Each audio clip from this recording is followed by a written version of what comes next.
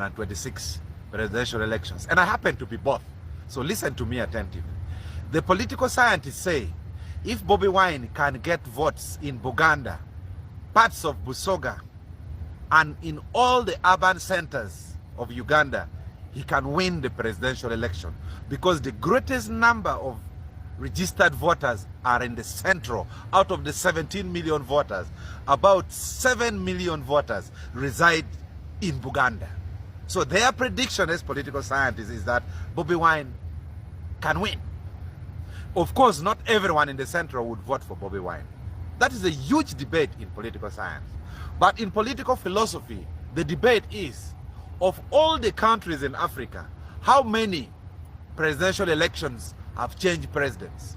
We've had in Zambia when Kenneth Kaunda was voted out. We've had recently in Botswana. We've had in Ghana. We've had in Senegal. We've had in Somaliland. And we've had in Mauritius.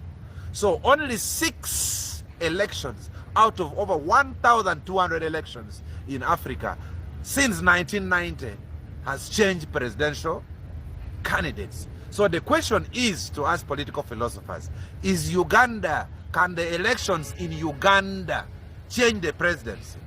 When I was young, I used to think presidential elections could change the presidency. But now that I've grown a little older, I doubt whether presidential elections can change the presidency. I even doubt my earlier thoughts. In 2001, I voted, in 1996, sorry, I voted for Paul Kawanga Semogere. In 2001, I voted for Agre Awori. In 2006, I voted for Dr. Besigye.